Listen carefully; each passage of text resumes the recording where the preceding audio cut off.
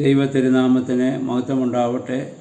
കർത്താവിൽ പ്രിയരെ, കഴിഞ്ഞ ദിവസം നമ്മൾ ചിന്തിച്ചത് കർത്താവ് നേരിടുന്നതായ 3 പരീക്ഷകളെക്കുറിച്ചാണ്. മത്തായിയുടെ സുവിശേഷം 4-ാം അധ്യായത്തിൻ്റെ അതിൽ എന്താണ് പരീക്ഷ എന്ന് നമ്മൾ കണ്ടു. ശാരീരികവും മാനസികവും ആത്മീയവുമായ 3 തലങ്ങളിലുള്ളതായ പ്രലോഭനങ്ങളെ അതിജീവിക്കലാണ്. പിശാചാണ് നമുക്ക് പ്രലോഭനം തരിക. ദൈവം തരുന്നത് വിശ്വാസത്തെ പരീക്ഷിക്കും.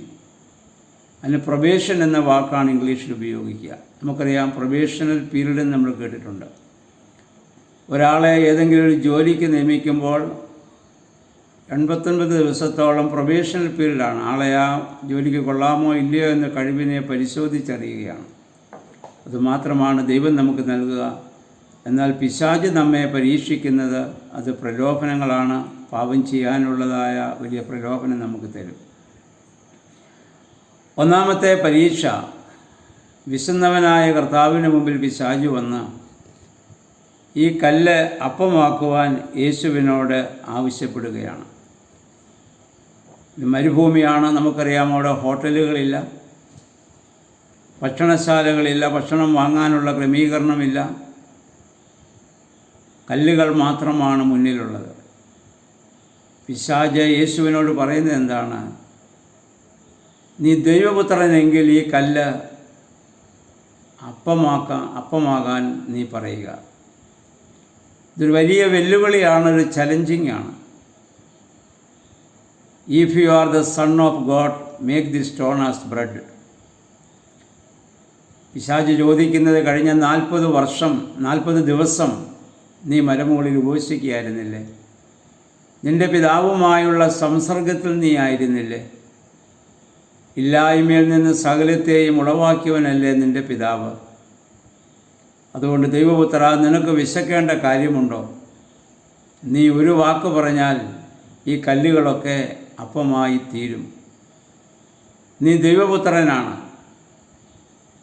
നിൻ്റെ ശക്തി കല്ലിനെ അപ്പമാക്കി നീ തെളിയിക്കുക ദൈവപുത്രനെന്ന്. അതാണ് നീ ദൈവപുത്രനെങ്കിൽ. നമ്മൾ ചോദിക്കാറില്ലേ, നിനക്ക് ധൈര്യമുണ്ടെങ്കിൽ, നിനക്ക് വിശ്വാസമുണ്ടെങ്കിൽ നീ ഇത് ചെയ്ത് കാണിക്കുക എന്ന് നമ്മളെ ചലഞ്ച് ചെയ്യുന്നത് പോലെ പിശാച് യേശുവിനെ ചലഞ്ച് ചെയ്യുകയാണ്. നമ്മളായിരുന്നെങ്കിൽ തീർച്ചയായും എന്നാൽ ഞാൻ കാണിച്ചു തരാമെന്ന് പറഞ്ഞ് അത്ഭുതം പ്രവർത്തിക്കാൻ വേണ്ടി ശ്രമിക്കും. യേശു തമ്പുരാൻ പിശാചിനെ എങ്ങനെയാണ് അതിജീവിച്ചത്? കർത്താവ് പറഞ്ഞ മറുപടി, മനുഷ്യൻ അപ്പം കൊണ്ടും മാത്രമല്ല ദൈവത്തിൻ്റെ വായിൽ നിന്ന് വരുന്ന സകല വചനം കൊണ്ടും ജീവിക്കുന്നുവെന്ന് എഴുതിയിരിക്കുന്നു. കർത്താവ് പിശാചിനോട് ചോദിച്ചു, കഴിഞ്ഞ 40 ദിവസം ഞാൻ എങ്ങനെയാണ് എൻ്റെ ജീവൻ ഇവിടെ നിലനിർത്തിയത്?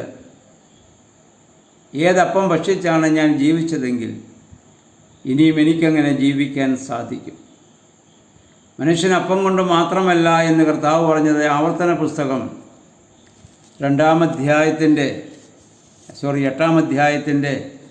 3 മുതലുള്ള വാക്യങ്ങൾ നമുക്ക് വായിക്കാം. ആവർത്തന പുസ്തകം 8-ാം അധ്യായത്തിൻ്റെ 2-ാം വാക്യം മുതൽ വായിക്കാം. നിൻ്റെ ദൈവമായ യഹോവ നിന്നെ താഴ്ത്തുവാനും തൻ്റെ കൽപ്പനകൾ പ്രമാണിക്കുമോ ഇല്ലയോ എന്ന് നിന്നെ പരീക്ഷിച്ച് നിൻ്റെ ഹൃദയത്തിലിരിക്കുന്നത് അറിവാനുമായി നിന്നെ 40 സംവത്സരം മരുഭൂമിയിൽ നടത്തിയ വിധമൊക്കെയും നീ ഓർക്കണം.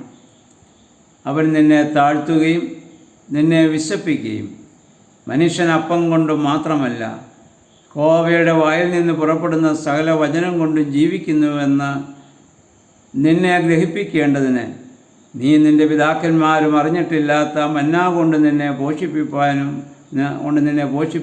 ചെയ്തു. യഹോവയായ ദൈവം ഇസ്രായേൽ ജനത്തോട് മോശെ മുഖാന്തരം അരുളി ചെയ്തത് എന്താണ്? നീ നിന്റെ ദൈവമായ കർത്താവിനെ അറിയുമോ, അവനെ അനുസരിക്കുമോ എന്നറിയുന്നതിന് വേണ്ടി ആണ് നിൻ്റെ പിതാക്കന്മാരെ മരുഭൂമിയിൽ വിശപ്പിച്ചത്.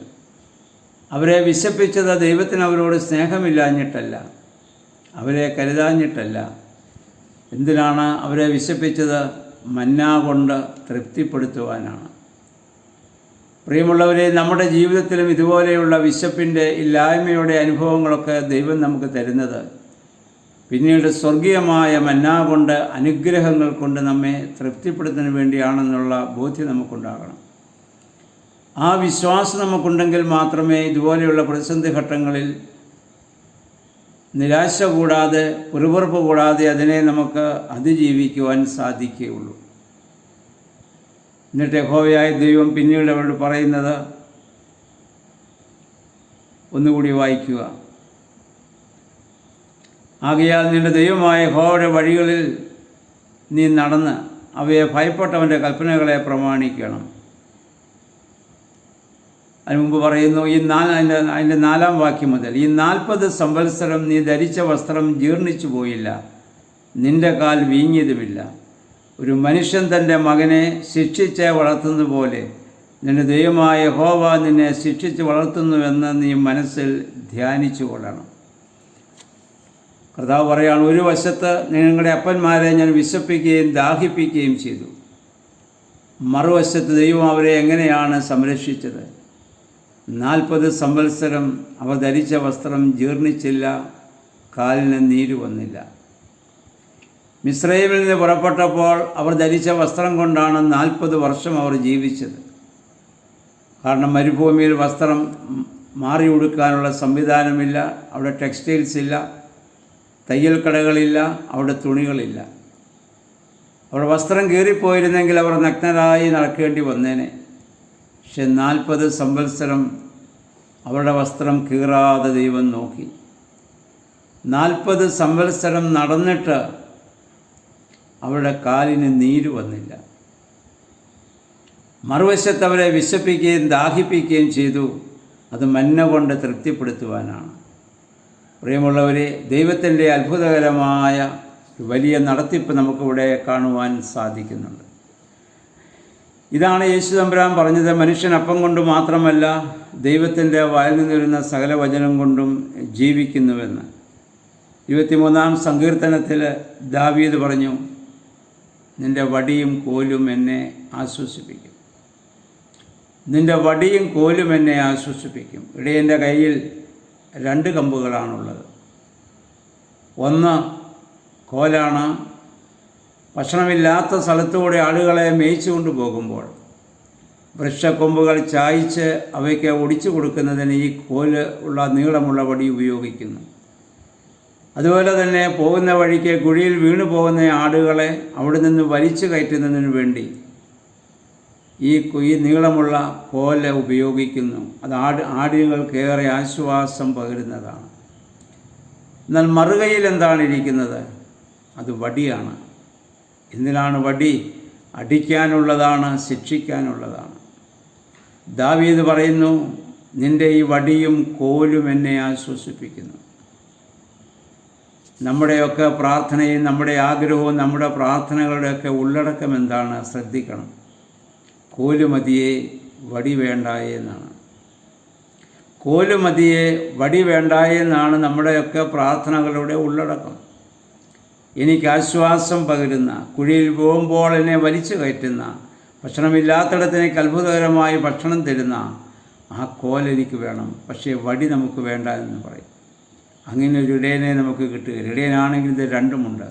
കാരണം ദാവീദ് പൂർണ്ണമായി ദൈവകരങ്ങളിൽ അവൻ സമർപ്പിച്ചു, യഹോവ എൻ്റെ ഇടയനാണ്, എനിക്ക് മുട്ടുണ്ടാവുകയില്ല. അതുകൊണ്ട് പ്രിയമുള്ളവരെ, ആ രീതിയിലുള്ളതായ ഒരു വലിയ സമർപ്പണമാണ് നമുക്ക് ആവശ്യമായിരിക്കുന്നത്. അതുപോലെ തന്നെ നമ്മൾ മനസ്സിലാക്കണം, മനുഷ്യൻ തരുന്ന വിശ്വാസികളുടെ ജീവിതത്തിലുണ്ടാകുന്നതായ ഓരോ പ്രശ്നങ്ങളും പ്രതിസന്ധികളും വേദനകളൊക്കെ നമ്മൾ കാണുമ്പോൾ എന്തുകൊണ്ട് വിശ്വാസികളുടെ ജീവിതത്തിൽ ഇത് സംഭവിക്കുന്നു എന്ന് നമ്മൾ തന്നെ ചിന്തിച്ചിട്ടുണ്ട്. ദൈവം സ്നേഹവാനാണെങ്കിൽ, ദൈവം കരുതുന്നവനാണെങ്കിൽ എന്തിന് ഈ വേദനയുടെ അനുഭവങ്ങളിലൂടെ എന്നെ കടത്തിക്കൊണ്ടു പോകുന്നു? അതിന് അപ്പോസ്തലനായ പൗലോസ്ലീഹ ഒരു മറുപടി നൽകുന്നുണ്ട്. എബ്രായ ലേഖനം 12-ാം അധ്യായത്തിൻ്റെ 5 മുതലുള്ള വാക്യങ്ങൾ. എബ്രായ ലേഖനം 12-ാം അധ്യായത്തിൻ്റെ 5 മുതൽ. അവിടെ നമ്മൾ ഇപ്രകാരം വായിക്കുന്നു: മകനെ, കർത്താവിൻ്റെ ശിക്ഷ നിരസിക്കരുത്. അവൻ ശാസിക്കുമ്പോൾ മുഷിയുകയുമരുത്. കർത്താവ് താൻ സ്നേഹിക്കുന്നവനെ ശിക്ഷിക്കുന്നു, താൻ കൈക്കൊള്ളുന്ന ഏതു മകനെയും തല്ലുന്നു. ദൈവസ്നേഹത്തിൻ്റെ പ്രതിഫലനമാണത്. ശിക്ഷിക്കുക, ശാസിക്കുക, തല്ലുകായൊക്കെ എന്നുള്ളത് സ്നേഹത്തിൻ്റെ ഒരു വലിയ അടയാളമാണ്. എന്നിങ്ങനെ മക്കളോടെന്ന പോലെ നിങ്ങളോട് സംവദിക്കുന്ന പ്രബോധനം നിങ്ങൾ മറന്നു കളഞ്ഞുവോ? നിങ്ങൾ ബാലശിക്ഷ സഹിച്ചാൽ ദൈവം മക്കളോടെന്ന പോലെ നിങ്ങളോട് പെരുമാറുന്നു. അപ്പൻ ശിക്ഷിക്കാത്ത മകൻ എവിടെയുള്ളൂ? എല്ലാവരും പ്രാപിക്കുന്ന ബാലശിക്ഷ കൂടാതെ ഇരിക്കുന്നുവെങ്കിൽ നിങ്ങൾ മക്കളല്ല, കൗലയുടെയന്മാരത്രേ. ഇവിടെ പൗലോസ്ലീഹ പറയുന്നു, അങ്ങനെയുള്ള ദൈവത്തിനുള്ള ശിക്ഷ നമുക്ക് ലഭിക്കുന്നില്ല എങ്കിൽ കൗലയുടെയൻ എന്ന് പറഞ്ഞാൽ നമുക്കറിയാമല്ലോ, ജാരസന്തതിയാണ്. നിങ്ങൾ ദൈവത്തിൻ്റെ മക്കളല്ല. നമുക്കറിയാം, നമ്മുടെ മക്കളെ നമ്മൾ ശിക്ഷിക്കുകയും ശാസിക്കുകയും ചെയ്യുന്നു. എന്തിനാണ് നമ്മൾ ശിക്ഷിക്കുകയും ശാസിക്കുകയും ചെയ്യുന്നത്? അവരെ സ്നേഹിക്കുന്നത് കൊണ്ടാണ്. അയൽപ്പക്കത്തെ മക്കളെ നമ്മൾ പോയി ശിക്ഷിക്കാറില്ലല്ലോ. നമ്മുടെ മക്കളെയാണ്, നമ്മളിൽ നിന്ന് ജനിച്ച, നമുക്ക് വൈകാരിക ബന്ധമുള്ള, നമ്മൾ ആർക്കു വേണ്ടി ജീവിക്കുന്നുവോ അധ്വാനിക്കുന്നുവോ ആ മക്കളെയാണ് നമ്മൾ ശിക്ഷിക്കുകയും ശാസിക്കുകയും ചെയ്യുക. അബ്ബാ പിതാവേ എന്ന് വിളിക്കുവാനുള്ള പുത്രത്വത്തിൻ്റെ ആത്മാവിനെയാണ് നാം പ്രാപിച്ചിരിക്കുന്നതെങ്കിൽ തീർച്ചയായും ദൈവത്തിനുള്ള ശിക്ഷ നമുക്കുണ്ടാവും. അത് സന്തോഷത്തോടെ സ്വീകരിക്കാൻ നമുക്ക് ഇടയായിട്ടേ തീരണം.